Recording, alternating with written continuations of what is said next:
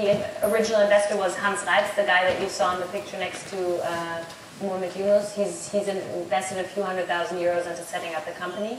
And now, this year, the first time, we're absolutely break even, and we're starting to repay the investment already now, we as a company.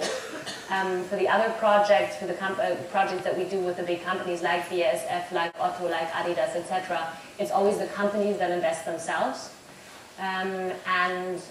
For things like the Haiti Fund, we basically open up to the public, and we talk to people like the Clinton Fund, etc., and work with them to find potential investors into these funds.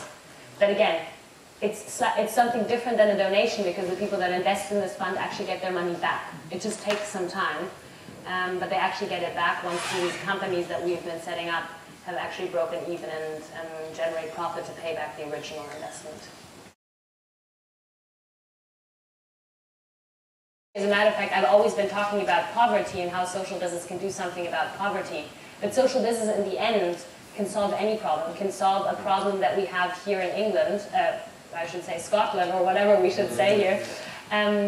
It could solve any problem. It could solve a problem like alcoholism, drug abuse, old people that live in old people's homes and are senile, not treated well. All these things could be addressed through this model, because it's such a basic model. It's basically like an iPhone, and you can put all the apps on it that you want.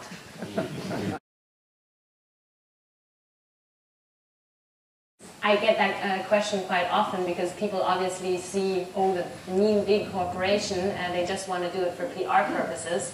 And the first thing I want to say in their defense is that in those corporations are the same people that are sitting here as well. And yes, the system of a corporation is not necessarily social or anything like that.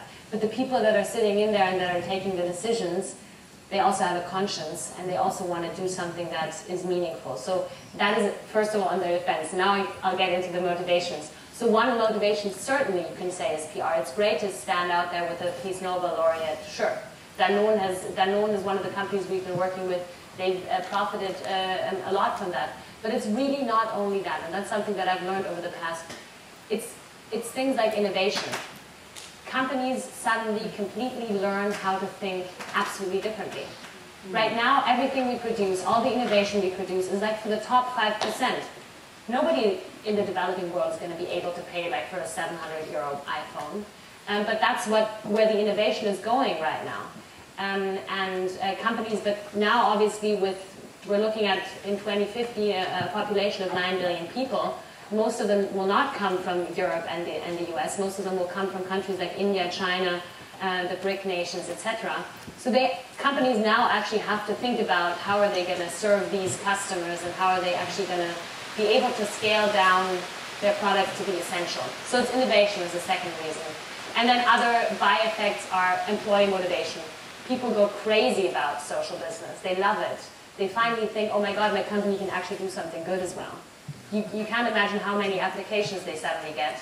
And PR is obviously, as I said, as one of the first reasons. But innovation is actually a really, really major point that companies have been mentioning to us as motivations why they want to do this.